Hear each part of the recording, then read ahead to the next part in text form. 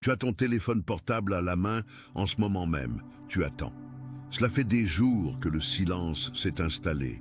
Ces personnes qui ne te laissaient jamais en paix, qui avaient toujours une critique, une pique, un commentaire qui blessait, elles sont silencieuses.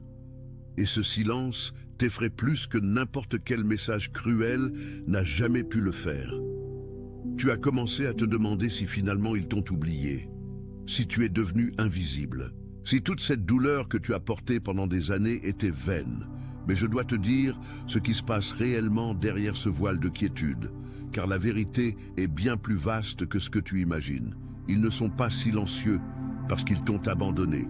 Ils sont en état de choc spirituel. Et dans les prochaines minutes, je vais t'expliquer exactement ce qui a déclenché ce silence, ce qui se passe dans leur monde en ce moment même, et pourquoi cet instant, spécialement avec l'énergie du 20 mars, est un tournant décisif dans ton histoire. Reste avec moi jusqu'à la fin, car il y a une partie spécifique de ce message qui va complètement changer la façon dont tu vois tout ce qui t'est arrivé. Commençons par la question que tu n'as probablement pas osé poser à voix haute. Pourquoi des personnes qui étaient censées t'aimer ont-elles tenu à te blesser répétitivement? Je ne parle pas d'inconnus, je parle de famille, de personnes qui connaissaient ton nom avant que tu apprennes à parler, qui étaient présentes dans ton enfance, qui auraient dû être ton havre de paix. Je parle de ce parent qui trouvait toujours un moyen de minimiser tes réussites avec une phrase, de la personne qui dépensait des centaines d'euros en cadeaux pour tout le monde lors des réunions de famille et qui te donnait quelque chose de symbolique, presque comme un message voilé de ta valeur à leurs yeux. Du groupe qui changeait de sujet en 30 secondes quand tu partageais une bonne nouvelle. Tu as appris à sourire et à acquiescer. Tu as appris à ravaler. Tu as appris à douter de ta propre perception. Parce que tout le monde autour agissait comme si c'était normal, comme si tu exagérais, comme si la douleur que tu ressentais était une invention de ton esprit. Mais ce n'était pas une invention. Et voici le premier point qui doit rester gravé dans ton esprit. Quand une personne spirituellement protégée est attaquée répétitivement, attention, vous devez vous préparer maintenant. J'ai préparé un contenu exclusif pour ceux qui sentent qu'ils ont été mis à part pour quelque chose de plus grand, mais vivent entourés de bruit, de distractions et de surcharge mentale. C'est un parcours de 30 jours qui va transformer votre vie, un chemin guidé pour blinder votre esprit et vous préparer à ce qui vient avec des pratiques quotidiennes de focus, de limites et de discipline, également disponible en version audio immersive. Plus de 10 000 lecteurs ont déjà transformé leur vie grâce au parcours de 30 jours. Des milliers de personnes ont déjà commencé cette transformation. Des gens comme vous, qui en avaient assez de vivre dans le brouillard. Des personnes ordinaires qui ont décidé de ne plus accepter le chaos mental. Profitez de cette offre à durée limitée, uniquement ce mois-ci. Accédez à votre lien juste en dessous, dans le commentaire épinglé. Chaque attaque laisse une trace. Pas dans le monde physique, mais dans le monde spirituel. Il existe un registre de chaque intention, chaque parole lancée pour blesser, chaque exclusion calculée. La Bible appelle cela la moisson. La science parle de conséquences systémiques. Et les traditions spirituelles du monde entier s'accordent sur un point. Personne ne blesse une âme ointe et n'en sort indemne pour toujours. Pour toujours est le mot-clé. Car pendant des années, tu as probablement observé ces personnes prospérer alors qu'elles te blessaient. C'est réel, cela arrive. Et il y a une raison spirituelle à cela que la plupart des gens ne comprennent jamais et que je vais t'expliquer maintenant. Il existe une période que les théologiens appellent la miséricorde préventive. C'est le temps que Dieu donne à une personne pour qu'elle se repente volontairement avant que les conséquences naturelles de ses actes ne commencent à se manifester. Pendant cette période, il semble que l'agresseur s'en sorte bien. Cela semble injuste. On dirait que le ciel dort. Mais ce qui se passe en réalité, c'est que chaque chance ignorée, chaque moment où ils auraient ne pu changer et ont choisi de ne pas le faire, chaque prière de ta part qui montait vers le ciel demandant justice, tout cela s'accumulait. Et quand cette période expire, et elle expire toujours, le rideau tombe. Le silence que tu entends maintenant n'est pas de l'indifférence. C'est le son de la terreur sacrée qui s'empare des âmes qui finalement, involontairement, sont forcées de voir la vérité sur ce qu'elles ont fait. Laisse-moi te dire ce qui se passe dans leur monde en ce moment même. Ils font des rêves. Pas des rêves ordinaires, des rêves qui laissent des marques, des rêves où ils expérimentent, depuis ta perspective, chaque moment d'exclusion. Ils se réveillent à 3 heures du matin avec ton visage en tête et un poids sur la poitrine qu'ils ne parviennent pas à identifier. Ils essaient de se rendormir. Ils n'y arrivent pas.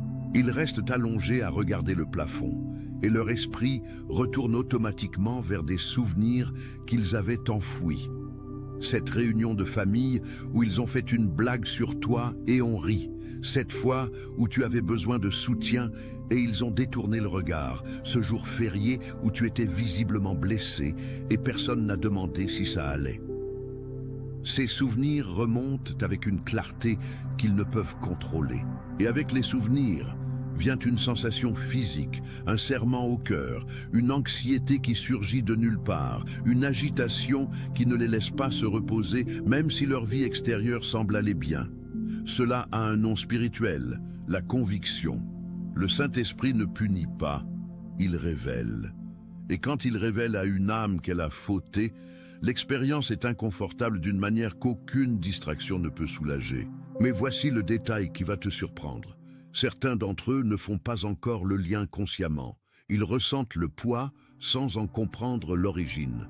Et cela crée un schéma de comportement très spécifique que tu observes peut-être déjà. Ils deviennent plus silencieux. Le flux constant de critiques, piques et messages agressifs diminue ou s'arrête. Pas parce qu'ils ont changé, mais parce qu'il y a quelque chose qui travaille en eux qui ne les laisse plus aussi à l'aise qu'avant. La voix intérieure qu'ils ont réduite au silence pendant des années devient plus forte. Et quand on ne peut plus faire taire sa propre conscience, on cesse de faire du bruit à l'extérieur. Maintenant, je dois aborder quelque chose qui aura encore plus de sens pour toi si tu es dans cette situation depuis longtemps. As-tu remarqué que juste après t'avoir rejeté, exclu ou intensifié les attaques contre toi, quelque chose a commencé à aller de travers dans leur vie? Je ne te pose pas cette question pour créer un récit de vengeance. Je te la pose parce que c'est un schéma réel, documenté tant dans la sagesse spirituelle que dans les études sur les dynamiques familiales dysfonctionnelles. Quand une famille ou un groupe utilise une personne comme bouc émissaire, celle qui reçoit le blâme, le mépris, le rôle du problème, ce système fonctionne comme une soupape de pression. Toute l'attention interne du groupe est dirigée vers cette personne. Elle porte le poids collectif. Quand le bouc émissaire s'en va, quand tu refuses de continuer à jouer ce rôle, quand tu poses des limites, quand tu t'éloignes, la pression qui était dirigée vers l'extérieur revient à l'intérieur du système. Et alors, le conflit qui était réprimé commence à émerger entre eux-mêmes.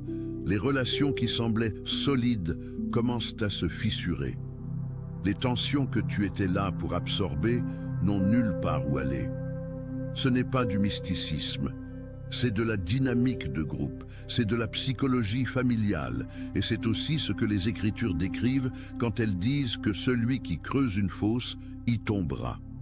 Maintenant, nous arrivons à la partie la plus importante de ce message, la partie que j'ai promise et qui va changer ta perspective. Nous sommes le 20 mars. Ce n'est pas une date aléatoire dans le calendrier spirituel. L'équinoxe de Mars marque l'un des 2 moments de l'année où la lumière et l'obscurité sont en parfait équilibre avant que la lumière ne commence à prévaloir.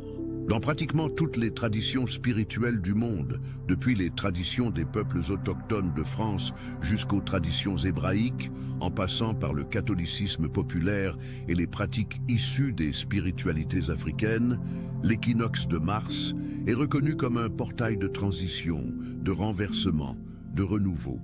Pour les élus, les personnes choisies, celles qui ont été marquées pour un dessein plus grand et qui, pour cette raison même, ont affronté une opposition disproportionnée depuis leur jeunesse, ce moment a une signification spécifique.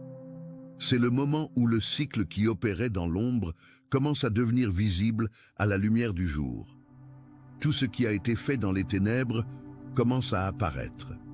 Tout ce qui a été semé en secret commence à germer, tant le bien que le mal. Et voici ce que cela signifie concrètement pour toi. Tout mouvement que tu as fait récemment vers ta guérison, ton dessein, ton identité réelle, tout pas que tu as fait pour sortir du récit qu'ils ont construit sur toi, ce mouvement a été enregistré. Et il a généré une réaction dans le monde spirituel qui est exactement ce qui cause le silence que tu expérimentes. Laisse-moi être plus précis. Il existe certains mouvements qui, lorsqu'une personne spirituellement marquée les fait, provoquent littéralement un choc dans l'environnement spirituel alentour. Ce ne sont pas de grands gestes dramatiques. Ce sont des décisions intérieures, silencieuses, que la personne elle-même ne reconnaît souvent pas comme des moments charnières. Le premier mouvement est la décision d'arrêter de se défendre. Tu connais ce moment où tu étais épuisé d'essayer d'expliquer ta version, d'essayer de convaincre les gens que tu n'étais pas ce qu'ils disaient, d'essayer de prouver ta valeur à ceux qui avaient décidé de ne pas la voir. Et puis, à un moment donné, peut-être au petit matin, peut-être dans un moment de prière, peut-être simplement par épuisement total, tu as arrêté. Tu as remis cela entre les mains de Dieu. Tu as dit, consciemment ou inconsciemment, Seigneur, tu connais la vérité. Je n'ai plus besoin de me battre pour cela. C'est ce moment, c'est ce mouvement qui ébranle les fondations spirituelles de ce qui a été construit contre toi.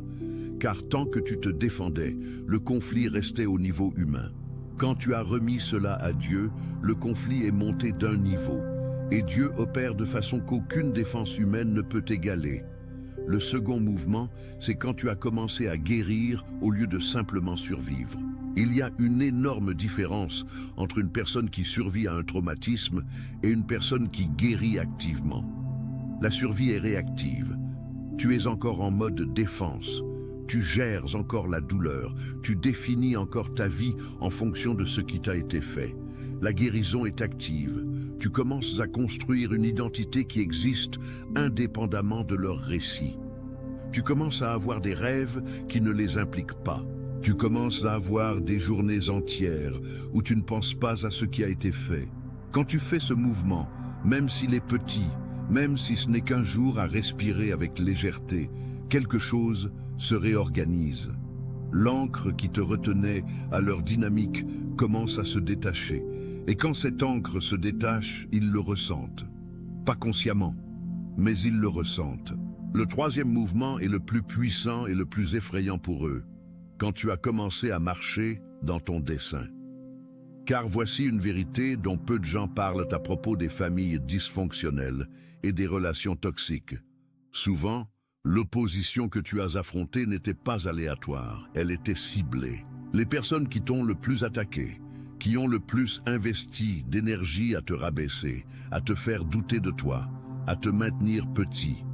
Fréquemment, elles avaient, à un niveau qu'elles-mêmes ne reconnaissaient peut-être pas consciemment, la perception que tu avais quelque chose, un don, un appel, une capacité qu'elles n'avaient pas et qu'elles reconnaissaient, même si elles refusaient de l'admettre. La haine déguisée en inquiétude, la jalousie déguisée en critique constructive, la sabotage déguisé en conseil. Quand tu commences à marcher dans ton dessein, quand les choses qui ont été prophétisées sur toi commencent à se manifester, quand le don qu'ils ont tenté d'enterrer commence à fleurir, le choc spirituel est immense. Car tout le récit qu'ils ont construit sur toi, qui soutenait la vision qu'ils avaient d'eux-mêmes comme supérieurs, plus capables, plus bénis, ce récit commence à s'effondrer. Et un château de cartes, quand il commence à tomber, tombe rapidement. Maintenant, je dois te parler de quelque chose qui est peut-être en train de se passer en toi en ce moment, et qui est aussi important que tout ce que j'ai déjà dit. Tu ressens peut-être un mélange de sentiments qui n'ont pas de sens ensemble.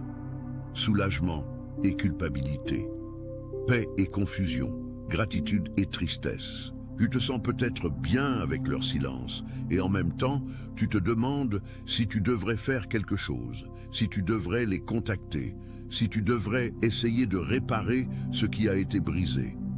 Laisse-moi te dire quelque chose avec clarté et avec amour. Ne confonds pas la compassion avec un retour dans un cycle qui va te détruire. La compassion authentique, celle qui vient de Dieu, celle qui est saine, te permet de souhaiter du bien à quelqu'un sans mettre ta santé mentale, ta santé et ton dessein sur l'autel de la relation. Tu peux prier pour eux. Tu peux souhaiter qu'ils trouvent la guérison dont ils ont besoin. Tu peux leur pardonner. Et le pardon ici ne signifie pas réconciliation automatique. Cela signifie que tu ne vas pas porter leur poison en toi. Mais tu n'es pas responsable du processus de conviction que Dieu opère dans leur vie. Ce n'est pas ton travail. C'est un travail entre eux et le Créateur. Et si tu t'interposes, interrompant le processus, par anxiété, par codépendance, par peur que le silence signifie quelque chose de mauvais, tu vas retarder non seulement leur guérison, mais aussi la tienne.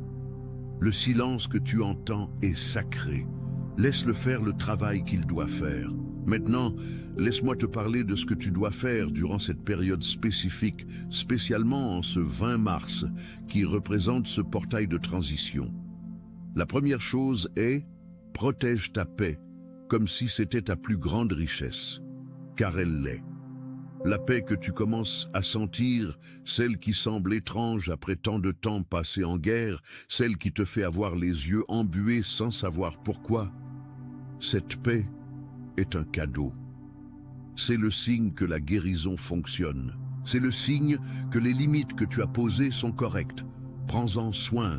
Ne l'échange pas contre une conversation qui va te déstabiliser, contre une tentative d'obtenir la reconnaissance de ceux qui ne te la donneront jamais, contre un rapprochement prématuré qui te ramènera dans le cycle.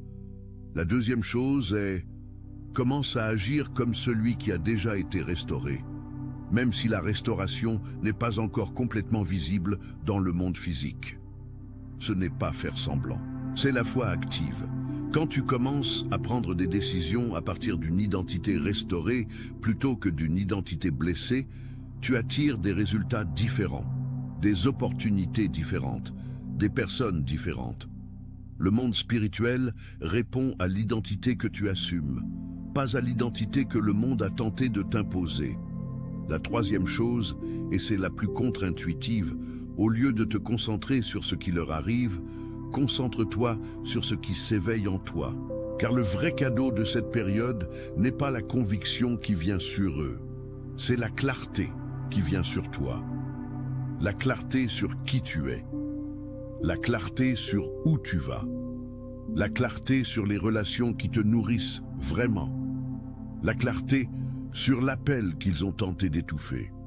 Laisse cette clarté grandir, arrose-la, protège-la, car c'est à partir d'elle que la prochaine phase de ta vie va être construite. Il y a encore un quatrième élément que je dois apporter en ce moment, et il concerne ce qui t'arrive intérieurement quand tu commences à te détacher d'un récit qui a été construit sur toi pendant des années. Quand tu as passé tant de temps à être défini par quelqu'un, à être appelé exagéré, trop sensible, ingrat, problématique, ton esprit crée un filtre qui te fait voir le monde à travers la lentille de ce qu'on a dit que tu étais. Tu commences à interpréter des situations neutres comme des menaces. Tu commences à t'attendre à un rejet, même là où il n'y en a pas. Tu commences à te préparer à la douleur avant qu'elle n'arrive, parce que tu as appris qu'elle arrive toujours. Cela a un nom clinique, l'hypervigilance, et cela affecte profondément la capacité d'une personne à recevoir l'amour authentique quand il apparaît enfin. Car quand quelqu'un arrive avec une intention vraie, avec une présence réelle, sans agenda caché, la partie de toi qui a été entraînée par le traumatisme regarde cette personne et pense « Qu'est-ce qui ne va pas ici? C'est trop beau, cette personne va me blesser. » Et alors tu commences à saboter avant d'être sabordé, parce qu'au moins ainsi, tu as le contrôle sur la douleur. Tu te reconnais là-dedans? Pas besoin de répondre à voix haute. Mais si tu t'es reconnu, j'ai besoin que tu écoutes ce que je vais dire maintenant avec toute ton attention. L'hypervigilance n'est pas une faiblesse. C'est une réponse intelligente de ton système nerveux à un environnement qui était authentiquement dangereux. Tu n'as pas créé ce schéma parce que tu es faible ou malade. Tu l'as créé parce que ton cerveau essayait de te protéger. Et il l'a fait pendant des années, du mieux qu'il pouvait. Mais maintenant, l'environnement a changé, ou il est en train de changer. Et le système nerveux ne le sait pas encore. Il est encore en mode guerre, même si la guerre est terminée. Comme un soldat qui n'a pas reçu l'avis que le cessez-le-feu a été déclaré. La guérison de cette couche spécifique ne se fait pas par la force de volonté. Elle se fait par ce que les spécialistes du traumatisme appellent des expériences correctrices, des moments répétés de sécurité qui enseignent graduellement au système nerveux qu'il n'est plus nécessaire d'être en alerte maximum. Ces moments peuvent venir de relations sûres, de pratiques spirituelles régulières, de thérapies, de communautés saines. Et ils viennent aussi d'un processus intérieur de deuil, vrai, sans raccourci, de ce qui t'a été enlevé. Car l'un des pièges les plus dangereux pour les élus est de passer directement à la gratitude sans avoir d'abord fait le deuil de la perte. La perte d'une enfance qui aurait dû être sûre. La perte de relations qui auraient dû te nourrir. La perte des années où tu t'es fait petit pour rentrer dans des espaces qui n'étaient jamais les tiens. La perte de la version de toi qui aurait pu s'épanouir plus tôt si tu avais eu le soutien que tu méritais. Ce deuil est légitime. Dieu ne te demande pas de prétendre que cela n'a pas fait mal. La Bible est pleine de personnes qui ont fait le deuil. David dans les psaumes, Job au milieu de sa souffrance, Jésus lui-même à Gethsémane. Le deuil n'est pas un manque de foi. Le deuil est l'expression honnête d'une âme qui est sérieusement en train de guérir, pas en surface. Pleure si tu en as besoin. Ressens la douleur sans essayer de la résoudre avant l'heure. Et puis, quand les larmes passeront, et elles passeront, relève la tête et regarde vers l'horizon. Car ce qui vient vers toi n'a pas de comparaison avec ce qui est resté derrière. Laisse-moi partager une histoire avec toi. Je ne donnerai pas de nom pour préserver l'intimité, mais cette histoire représente la réalité de centaines de personnes qui ont été exactement là où tu es. Une femme de 42 ans, de Lyon, a passé plus de 2 décennies à être le bouc émissaire de sa famille. C'était toujours elle qui avait tort. C'était toujours elle qui exagérait. C'était toujours elle qui ne savait pas recevoir les critiques. Quand elle s'est mariée, la famille a dit que le mariage ne durerait pas.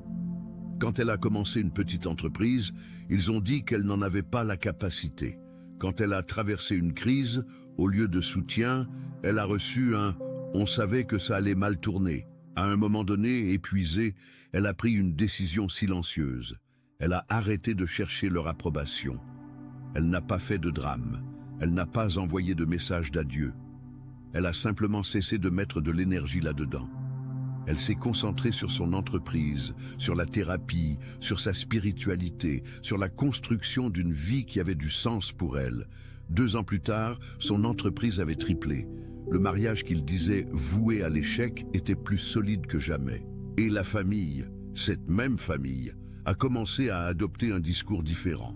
D'abord par le silence, puis par des questions prudentes, puis par une reconnaissance réticente.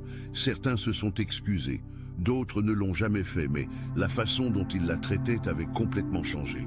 Elle m'a dit une chose que je n'ai jamais oubliée. Je n'ai pas eu besoin de me battre. J'ai dû grandir. Et quand j'ai grandi, la bataille s'est résolue d'elle-même. C'est ce qui t'est disponible maintenant. Et laisse-moi te dire encore une chose sur le 20 mars et ce qu'il représente énergétiquement pour les élus. Dans beaucoup de traditions de prière, spécialement dans le catholicisme populaire, les traditions évangéliques charismatiques et les pratiques spirituelles issues des traditions africaines, la période de l'équinoxe est reconnue comme un temps d'intercession puissante où les prières que tu as lancées durant les périodes d'obscurité commencent à trouver réponse dans la période de lumière croissante. C'est comme si l'hiver spirituel, cette période où tout semblait stagnant, où les prières semblaient frapper le plafond, où tu semais et ne voyais rien pousser, cédait la place au printemps. Les graines que tu as semées dans les larmes, les prières au petit matin, les moments d'abandon quand tu n'avais plus la force de tenir seul, les jeûnes, les déclarations de foi même quand tout autour contredisait cette foi, Ces graines sont en train de germer maintenant. Et la germination, avant d'apparaître au-dessus de la terre, se passe en dessous. Invisible, silencieuse, mais réelle. Ce que tu expérimentes, ce silence, cette quiétude étrange autour de toi, cette sensation que quelque chose se réorganise, c'est le son de la germination spirituelle. Des deux côtés. De leur côté, conviction, malaise, la réalité qui arrive de façon qu'ils ne peuvent contrôler. De ton côté, libération, clarté, le début d'une nouvelle saison qui va donner un sens à tout ce que tu as traversé. Avant d'arriver à la fin de ce message, je dois te poser une question directe. Que vas-tu faire de cette nouvelle saison? Car voici le vrai danger pour les élus. Parfois, après tant de temps passé en bataille, en défense, en survie, la personne ne sait pas comment vivre en paix. Le silence devient inconfortable, l'absence de conflit semble suspecte. Et alors, inconsciemment, la personne commence à saboter la paix, en cherchant un rapprochement prématuré, en recréant d'anciennes dynamiques avec de nouvelles personnes, en restant attaché à l'identité de celui qui a été blessé, quand Dieu essaie d'introduire l'identité de celui qui a été restauré. Tu es allé trop loin pour tomber dans ce piège. Tu as supporté trop de choses pour gaspiller ce qui t'est offert maintenant. Le renversement qui se passe dans leur monde est réel. Mais la responsabilité que tu as maintenant concerne ton propre renversement, sur ce que tu vas construire dans cette nouvelle phase, sur les personnes que tu vas attirer quand tu opéreras depuis un lieu de guérison au lieu d'un lieu de blessure, sur le dessein qui était étouffé et qui a maintenant de l'espace pour respirer. Le monde invisible est tombé dans le silence parce que tu as fait un mouvement qui a tout changé. Maintenant la question est... Quel est le prochain mouvement que tu vas faire? Si ce message a touché quelque chose en toi, si tu t'es reconnu dans une partie de ce qui a été dit ici, j'ai besoin que tu fasses une chose maintenant. Écris dans les commentaires le mot « renversement ». Juste cela. Parce que quand tu l'écris, tu déclares, au monde spirituel et à toi-même, que tu es prêt pour cette nouvelle saison. Et je veux savoir que tu es arrivé jusqu'ici, car ce message a été fait spécifiquement pour ceux qui sont dans ce moment de transition. Si tu n'es pas encore abonné à cette chaîne, abonne-toi maintenant et active la cloche. Car les prochains messages... Attention, vous devez vous préparer maintenant.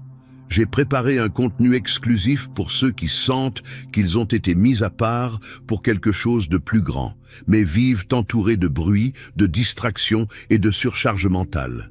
C'est un parcours de 30 jours qui va transformer votre vie, un chemin guidé pour blinder votre esprit et vous préparer à ce qui vient avec des pratiques quotidiennes de focus, de limites et de discipline, également disponible en version audio immersive. Plus de 10 000 lecteurs ont déjà transformé leur vie grâce au parcours de 30 jours. Des milliers de personnes ont déjà commencé cette transformation. Des gens comme vous, qui en avaient assez de vivre dans le brouillard. Des personnes ordinaires qui ont décidé de ne plus accepter le chaos mental. Profitez de cette offre à durée limitée, uniquement ce mois-ci. Accédez à votre lien juste en dessous, dans le commentaire épinglé.